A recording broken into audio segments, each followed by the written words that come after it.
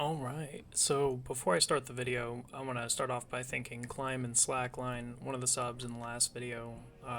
Right when the video came out, he really encouraged me to make a guide on legacy optimization or a really detailed list of what I've found so far. It's very sprinkled throughout my videos of, hey, here's a tip here, hey, here's a tip there, and now it won't be. So I'm going to try to get everything that I can compressed into one video, and yeah. It's not going to be a lot going on besides me showing you what the items are, so if you want to put this on the background, feel free. But let's go ahead and start with auras. Auras are crazy important for legacy, as you probably know. Some people tend to think that going toward penance and vampirism that you're going to be doing a lot better off. That's not the case at all. You want to be using Reckless, Maniacal, or Berserker. They're a little bit, hard to get. You have to go to war, get the War Respect or whatever it's called, Marks of War, and you have to unlock it for 25k. All I gotta say, it's a really good grind, and it's gonna speed you up more. Like, if you didn't overload, that's about the same difference as you using that aura. Besides that, if all of your auras are on cooldown and you don't have enough refreshes, I would definitely recommend that eventually you try to get some bonds to purchase Majorat. Very decent aura, not crazy, but it'll definitely help, and it's better than using a whole lot else. I do have some of the runic accuracy, or the accuracy ones. Got Master Sharpshooter, but the accuracy is not what I need in some places. I'd say it's really good at Nex, because you hate seeing a 0 there, but besides that, like, if I were to go to Carapac, I have 100% accuracy without even, with the Reaver's Ring, so wherever that Reaver's Ring is. So that thing actually hurts my accuracy, but I don't see any zeros, so that's good. So you want to kind of work these with what you need, either accuracy-wise or damage-wise, and you should be good. Next on the list is going to be necklaces. Now, there's really two great options here, and that is, if you have EOF, use EOF. You will always make enough to, as long as you're doing over God Wars Dungeon 1, so as long as you're doing Vindicta or Hellweir, anything over that tier of bossing, you should be making enough to pay for this and more. That's hilarious. The other option would definitely be souls.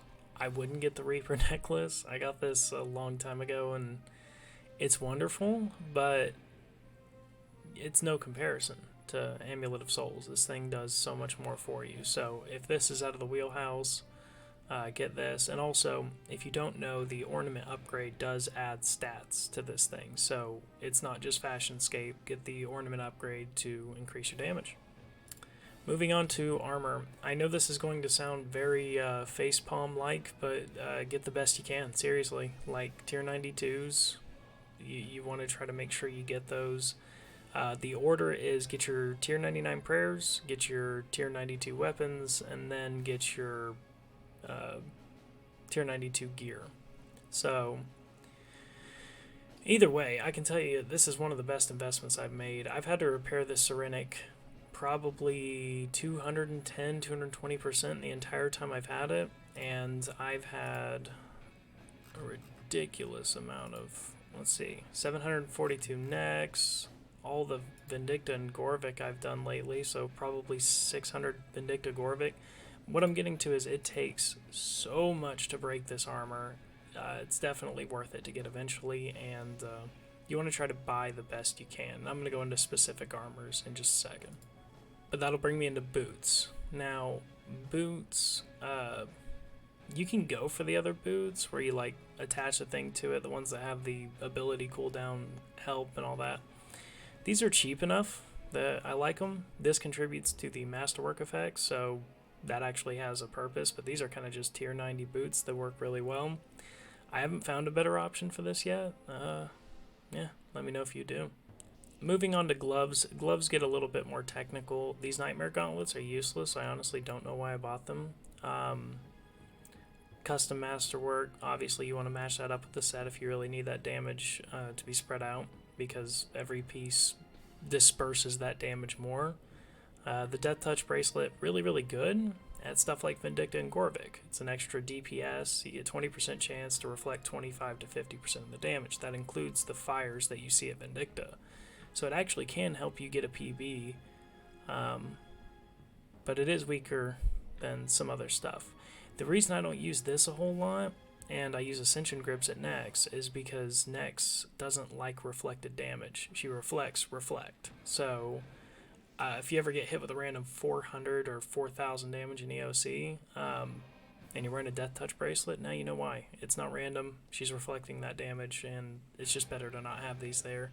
Just use Ascension Grips. I do have static gloves for tank mage armor, because one day I want to see if that spell, wherever it is, Animate Dead, where it gives you a ridiculous amount of defense, that plus blood, plus the new special attack, you know.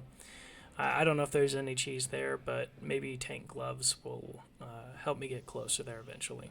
Moving on to capes. Capes, I'm not a good example of. This is one of those do as I say, not as I do things. I use the combatant's cape because I don't have a max cape. I already done the max thing before. I'm not really in a rush to get my skills up, but obviously you want a max cape, a comp cape, all the rest that are better, or you can use the obby capes, the Czar capes, the one that's the new fire capes anyway. Yeah, so those are better damage, but I do like having the combatant's cape for two reasons. One, I have a constant sign of life, which saves kills sometimes. Sometimes you get a little risky, and yeah, it's nice to have. And then obviously the range bonus for the bolt special increase. It increases it by about 1%, I think maybe 2%. So you get a better chance of shooting off bolts. That's nice. So rubies will proc a whole lot more if you have this on. Okay, now we're on to rings. Obviously, Luck of the Dwarves, we all know what this is about. We all know what the Ring of Death is about. Kind of keeps your death costs low. Pretty decent stats, and the Luck of the Dwarves gives you tier 4 luck that can give you a Hazelmere drop, or it just increases your rare drops at any boss, period. The Reaver's Ring, very decent ring. You got to make sure you have really good accuracy wherever you go, but currently it's my best in slot ring at Carapac because I have no problem smashing through his defense, and this just increases my crits heavily.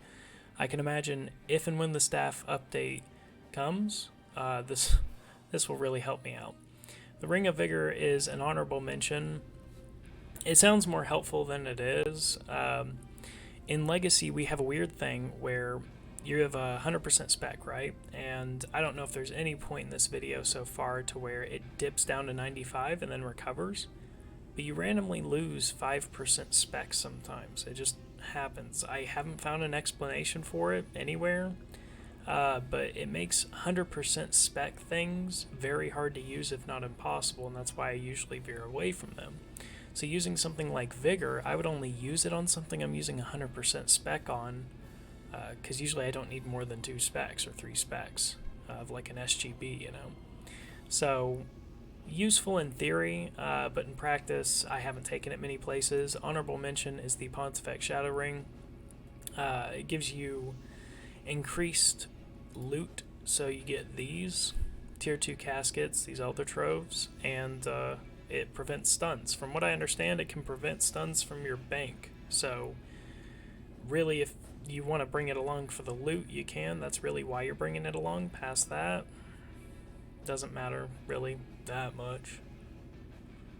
Now we're getting on to some of the little more technical stuff. That's going to be the books. Now, I've tested these books out extensively, and I've now figured out which ones are budget, which ones aren't, and I can tell you, even currently with the Scripture of Jas, Armadil book reigns supreme.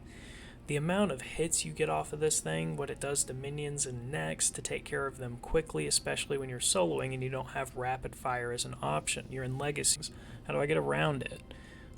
It's a challenge. It's kind of fun, but this is definitely a great way to skirt that. Second, honestly, still wouldn't be Scripture of Jas, sadly. I'm going to have to give it to the Bandos book. The defense reduction of this one, it gives you an extra hit and it gives you a defense reduction. It's basically my Stadius Warhammer without costing 500k a single spec. I have this thing, I've only used it a couple times, but every time I use it, it's 0.1% of its item charge, and then it degrades to dust once it's done. And unlike EOC, we can't use the EOF for our special attacks. We don't have an ability. Honestly, I feel like it's just an oversight. I don't think an armor piece should have an ability. That's kind of silly to me. But whatever. So hopefully one day we see where I can just load up my SGB, because that's essentially all I use it for nowadays. So if I can load that up in here and call it a day, I'm a very happy guy. But right now that's not the case. So it's really nice that I have a budget version of a Stadius Warhammer to chip down their defense a little bit. Number 3 would be Grimoire. It's still not you yet, buddy. Actually, you know what? I would say it is you. The Scripture of Jas does something cool. For 10 seconds, it holds up all your hits and unleashes 20% onto the boss. Now, I've seen it hit 1100s, 1200s, 1300s, and 1400s. If that's the case consistently, you're hitting harder than the Arma book. But I found its Achilles heel. Whenever you're phasing Carapac, whenever you get, I don't get stunned by his melee attack, but it interrupts my combat to scoop my character back one tile. When it does that, if my book is ready to activate, I can see at my bar, it doesn't activate. If he phases, well, obviously, even if it does activate, I'm not hitting anything really, because he's going to heal his HP. So stuff like Nex, stuff like Carapac, stuff like, honestly, Araxi, I feel like you're going to phase it quicker than you're going to get any use out of it. Virago would be a great place for this. Fendi, I'm sure, is a great place for Scripture of Jas. But the reason it gets a low spot is because, unlike the Arma book, it takes a while for these things to happen, so it kind of negates how powerful that effect is when it actually does go off. Last but not least is my Grimoire. It gets rank 4 spot. It's a very good book. I just haven't quite had a way to tune it yet. Now with me getting the staff, if that gets upgraded and crits do their thing, it would be very, very good for me to do this, because I found out early on you can activate this book. You see 2 hours, 17 minutes, and 12 seconds, and then I deactivate it. If you activate it and deactivate it within 6 seconds, you can use it for free. You don't have to pay 8 mil a page like the majority of other people. In Legacy, this is actually very nice, because when we go over here, you will see, I'm just going to attack this little guy right here. Boom. And you time it on the first part of your hit before the splat. You get that crit. That's very nice. On the back end. And I didn't degrade it. Now let's switch to dual wields. Dual wields, you can actually get 4 hits. So you look at that. And I really just start it randomly, but you can just kind of see they're plowing away. That was like 5 hits. And did I lose anything? No. So you can use the Grimoire for free. It's a little sweaty, but the point is, if you're using it with the staff spec, you're only using it for 30 seconds anyway. So really, I think I'm just going to use that for really cool PBs, because something to keep in your mind in Legacy and really in gaming in general, you don't always have to be the fastest every single kill. It's all well and good to go for an hour of speed kills, but in reality, can you get this kill time while not spending your entire bank on a kill? Like, I could take Stat Warhammer anyway and anywhere and lower down my kill 20 seconds, you know? Is that something I could do all the time? God, no. No, paying with Arma book and the Stat Warhammer, I'd break even at Carapac. So it's something you got to keep in mind. Stuff's got to be realistic, but that's pretty much books wrapped up in a nutshell. Now, bolts. Bolts are interesting. I've really tried to play around with these, and I'm just going to go through my favorites, because the other ones, like the emerald ones, they poison. Great, cool, I already have that. I'm not that interested, right? So let's move on to blights. Blights are good for basically minions at next to not spend a bunch of money. Diamonds are probably my least favorite but criminal out of this lineup. They just don't do a lot of damage. The 5% chance to activate makes it seem so rare, and it feels like you only hit, instead of a 420, like a 550. It's like, wow. But I could have had a 900 from Ruby, you know? The Dragonstone bolts are very decent. They're decent at giving you an extra hit. So if you need to spam hits on something that has like damage reduction or something like that, so like next minions, you know, it's debatably better there. But that seems pretty sweaty for such a small gain and such an expensive price. Rubies, obviously your best. Your best. Bring them everywhere, be stocked on them. They're amazing bolts. They speed up your kills so much. The one thing you need to look out for is they have a 6-second delay time on every boss. For example, if you're duoing Carapac and you and your homeboy are bringing bolts, both of you, somebody needs to bring another bolt, because you're going to be competing for this blood forfeit ability, and yeah, it just kind of wastes DPS. It's like somebody's spending the money on Ruby criminals and not actually getting the effect out of them, and it's just a waste. I usually recommend that whoever's not doing that, if they're in EOC, use Hydrix or Onyx. If you're in Legacy, just use Onyx. Onyx bolts, that brings us into our last one, and probably debatably my favorite bolt. I do actually get questions on Discord sometimes about, can I do foodless? Abso-fucking-lutely. Do I need mage? Not always. These Onyx bolts have a 10% chance to activate, not a 5. And when you add that up with the range cape and the elite seers, you get a very, very good chance to proc this bolt. It's an expensive bolt at 16.5k a piece. But if you want something that can heal you better than Soul Split, this is pretty much that. Or, you know, it could basically be Soul Split while you have Protection Prayers. I mean, I don't think it's better. I don't know the exact numbers behind it, but I know that it is significantly more noticeable when you use these bolts. So definitely get some of these in your arsenal, but definitely keep track of how much you're spending. I only use them on the last phase of Carapac, because if I went through 30 bolts a kill, that would be 450,000 GP a kill. So keep in mind your costs. My Arma book alone costs 3 mil an hour to operate, so I try to keep everything else under about 2 to 3 to make sure it stays affordable. But yeah, that's the main thing on bolts. Arrows, if you want to use Blackstones in an SGB, I only use SGB to kill Araxi, because it's just easier. I don't carry any other weapon. So that kind of helps get her defense down so that you can at least DPS when you need to. Not a bad idea. They're inexpensive enough, you know. And now that we've gone on to bolts, let's go on to spells. Let's get you. And let's get all our rune pouches. So spells, we got a lot.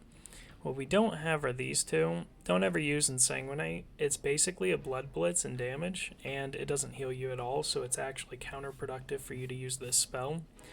The Insight Fear is a glorified Ice Blitz, essentially. So I wouldn't really use them. They're not great.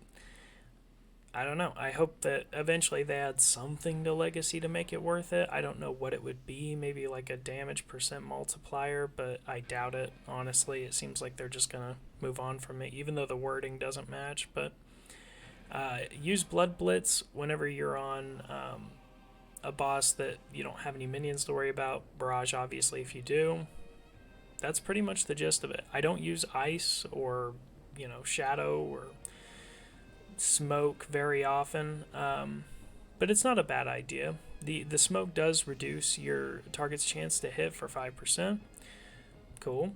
And this one reduces the damage dealt by 5%. So if you really wanted to sweat at like Telos or something like that, you could just keep boop, boop, boop, just keep going down the row whenever you need healing, just healing up. But I can tell you the healing is going to be far better than the damage reduction qualities that you're going to get here, so I wouldn't focus too much on that. The enemy dead spell is going to be cooler once we get better defense, you know, gear like mage tank gear. I tested it out with Sea Singers, and it's horrible. It's so slow comparatively on DPS, so it doesn't even... Like, if you were such a tank that you barely took damage because of all the damage reduction, I would be okay with being half the speed of my DPS, right? That's not the case. You take maybe 30 to 40% less damage overall, it feels like anyway, but your fights extended double the time. It's horrible. So right now, this isn't really a great spell to use, sadly. Smoke Cloud is, though. I love Smoke Cloud. But effect is 40% active for non-magic damage. They did nerf it. It's a great spell, but using it with anything other than magic now just doesn't seem practical. Forget the fact that you're going to splash a lot. Yeah, it's just not good. So now I'm going to get into some of the more technical spells. So say you were at Carapac, right? What would I want to bring as a spellbook if I'm using range? How can I use my spellbooks to my advantage there? You would want to use Vengeance, and you would want to use Disruption Shield. Disruption Shield is something that's very underrated. You got to do Lunar Farm. I still need to unlock it. But yeah, it just completely negates a hit. It's amazing. And then Vengeance obviously hits back for 3/4 of what you were hit. Now, Vengeance has its limits. You can't go to Nex and do it for the same reason you can't use that Death Touch bracelet we were talking about earlier. So yeah, it's a very good little setup. You can also use Saren spells for the teleport crystals, and they'll just you just kind of pop a crystal, and then you can run away and Telos does a stun attack, and then you teleport to the crystal to get away from him. There's some cheese there. But for the most part, Ancients are going to be your combat for sure. Saren spells are a very decent addition to that, and also having Lunars for other combat styles be really, really helpful. Now, prayers, self-explanatory. I'm not going to go into this long because if y'all are looking at an efficiency guide like this, you should know, get the best prayers that you can. Tier 99s are something you want to grind out very early. If you're a person that's in Legacy sitting on a 300 mil bank and you're like, okay, great, dude, these tips are great, but I'm broke. Just go to Vendi, grind out Vendi until you can get some very decent gear. Keep upgrading your gear. Just don't get married to the perks. And after you get good at Vendi, go to Nex, get very good at Nex. And Nex will take you all the way to the top, I assure you. Nex makes you so much money before you know it. And as long as you have Ascension crossbows, you're more than capable of taking Nex out at a consistent rate, 4 to 5 minutes a kill, as long as you're doing some level of optimization otherwise. So yeah, prayers are pretty short and simple. Try to get T99s ASAP. It's huge. It hurts, but it's huge. Now I'm going to go into stat reducers. We don't have access to vulnerability bombs. Don't know if you guys have ever tried that in Legacy, but I have.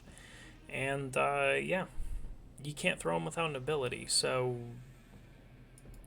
good luck with that.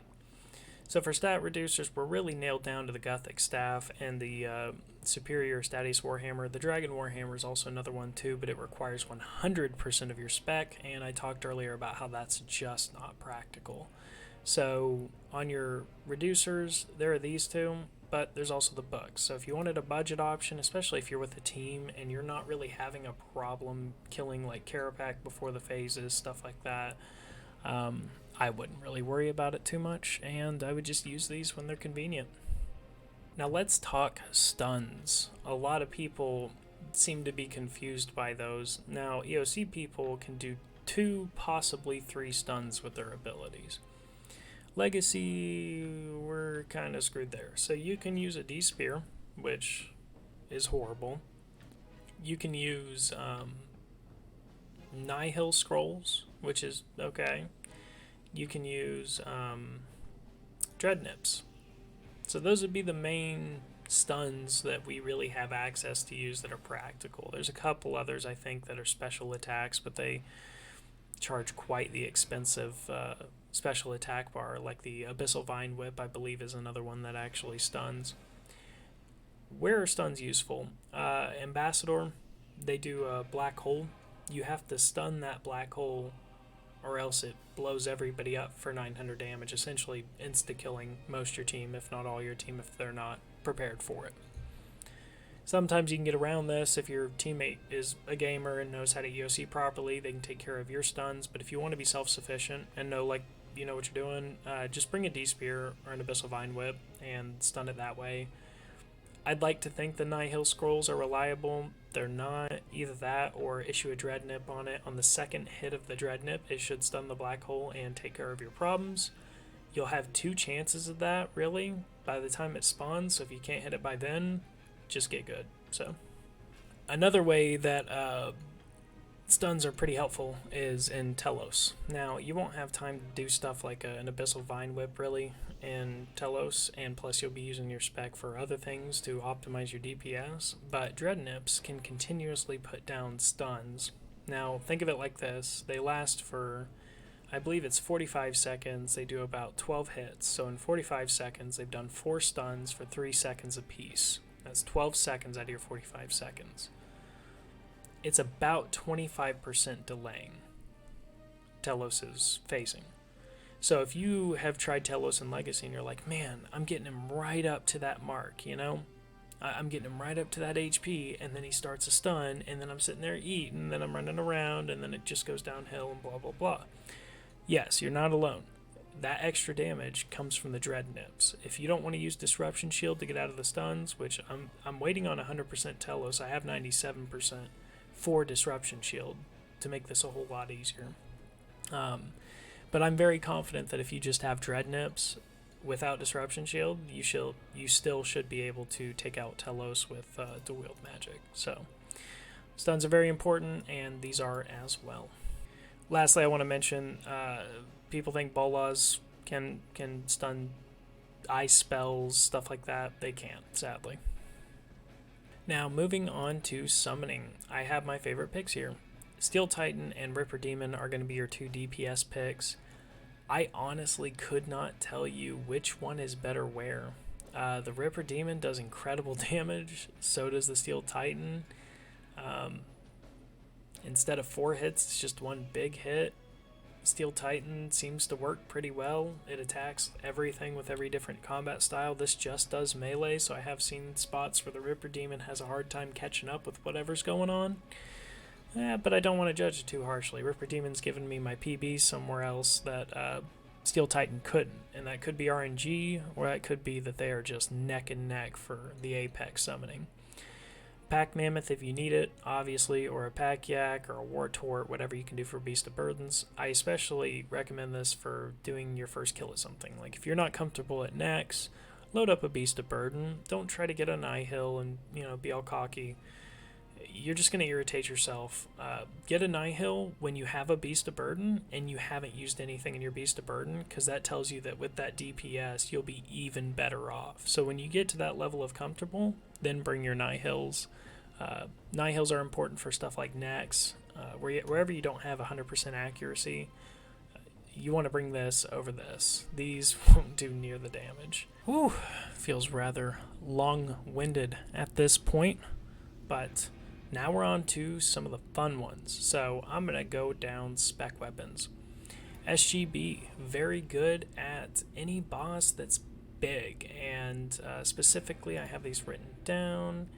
SGB, Araxi, Telos, Virago, KK, QBD, Vindicta in the second phase when he's on top of the dragon, ED3 bosses, ED2 bosses, anything that you can look at and say, that's rather big compared to my character, you want to use SGB. It's a very powerful weapon.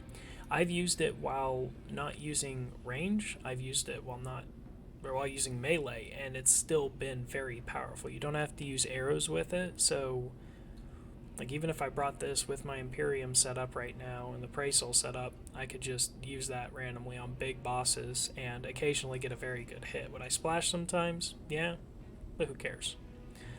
The second one that I think is incredible is the ZGS. I haven't factored this into my Carapac optimization yet because it's a little sweaty, and I haven't found a way to do it where he's not under damage reduction, because that permanently caps the damage. But when you smack the black hole on the floor, if he stands in the area of it, he takes little ticks of damage. It's not a lot. 60 here, 80 here, 90 here.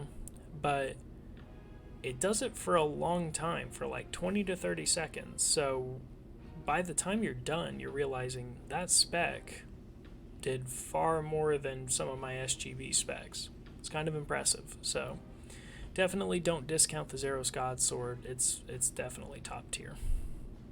Now, getting into the superior Dragon Claws. I found one use for this and one use only, and that is at Telos when you're standing in the spec beam and you're just unloading specs.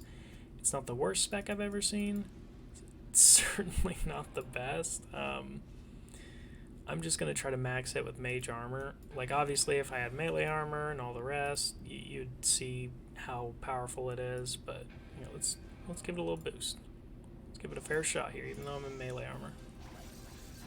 So you can see, you get up to a number of, like, 800 or so, 700 or 800. It's not bad, but it's not good. And 700 or 800 I feel like I could do with a lot of other things, or just a regular ZGS smack, because I can hit, let's see, mage armor, let's be fair, right? So mage armor with ZGS. No spec, just a slap. I love the way he carries this too. Boom. 779. So we're almost exactly, just with a smack, at exactly what that spec was. So tried to use these for a little bit. I guess the speed of them makes it worth it at Telos to use, but I don't like to waste the inventory space. So another honorable mention would be this Excalibur. You can get an enhanced Excalibur that heals you, and then you can imbue it further after you've done the Elite Seer's Diaries, I believe. Maybe it's the hard. And have it heal a whole ton of your HP. If I'm not wrong, the maxed enhanced Excalibur, when you right click it in your inventory and heal, you end up getting like 60% of your HP back, which is awesome. Might be 40, so double check that. But either way, it's worth mentioning because even though you can only activate it every 5 minutes or so, this is as good as a piece of food wherever you go, and it's free. Bring it with you. Now we're getting to the nitty gritty. Now, I'm going to ask for a certain level of trust here. I've spent a lot of time on Legacy, gotten thousands of boss kills, tested so many things, and this one wasn't even something I had to test. If you go onto RS3 Wiki's website and you look at all the perks and you say, what's beneficial to me, like does it harm me, and what's actually applicable to me in Legacy, because a lot of this stuff is like, oh, we reduce this cooldown of this ability or whatever else. We don't have that in Legacy. So after a long time of searching, I found my perfect perks, and that would be Lucky 6 Absorbative 1, Enhanced Devoted 4. Lucky 6 is going to give you a percentage chance of completely turning a hit to basically nothing. It's an awesome ability that saves you more times than I can count. Absorbative reduces damage, obviously. Enhanced Devoted, it actually makes your prayers work 100% for a certain period of time. I would not have been able to do Carapac as liberally as I did if it weren't for Enhanced Devoted. I would say that this is as important as me actually flicking on my prayers. So definitely not to be understated there. Crackling 4 is an amazing bit of DPS in addition to your kill. It happens every 60 seconds. Usually hits for me for anywhere between a 420 and a 480. Yeah, once a minute. So if you have a 3-minute Carapac kill, you get about 3 of those, which is pretty big. You'll see how that actually speeds you up quite a bit. Devoted 1, just because I hear that Enhanced Devoted has priority over Devoted, so if they both need to activate, Enhanced Devoted will proc first, and then there's a chance for Devoted to proc separately. So what that means is while the Enhanced Devoted is on cooldown, if you're still getting hit with multiple hits, the Devoted can then kick in, so theoretically you can roll Devoted and Enhanced Devoted forever and just get hit with absolutely nothing. So I haven't seen it work like that. I think the numbers behind that is like, that's why I'm saying theoretically, you know, so with a grain of salt. When we get into weapons, that's where it gets pretty simple too. Precise 6 Genocidal is what I have. It's not what's the best. I believe you can get Precise 6 Reckless too, and that wouldn't be a bad Precise, but you definitely want to get Precise 6. The second one, I've got Aftershock 4 Equilibrium 2. That is best in slot. My SGB is the only thing I believe that I have. Let me double check. I've got A4R1 here, and if you can't get A4E2, Aftershock 4 Equilibrium 2, the Reckless is or Ruthless is the other one that you can get. So Ruthless 3, A4R3 would be the second best perk for that one as well. So really you want Precise 6, Equilibriums, Ruthless, or Genocidal, I guess, if it's all you can get. It does help out with boss tasks, so it's not useless. The Genocidal's not on there for no reason, but it's not great, so you know. And on the shields, last but not least, Absorbatives. You just want to be able to soak up tons of damage really, really quickly, and these will help you do it. Now, something to mention, you're not seeing a lot of deviation in perks, and that's because there isn't. I do have to give props to JigX because the perks that we did get are incredibly powerful. So it's not like I'm sitting here upset that I have the perks I do. Really, these, like the amount of damage reduction I get and the amount of just damage in general I get from biting, aftershock, crackling, it really adds up to be something pretty fierce, and I think JigX did good of letting Legacy still sit at the table when it came to training and improving invention. Alright, so I'm going to talk about some extra effects, some weird stuff just kind of off the wall.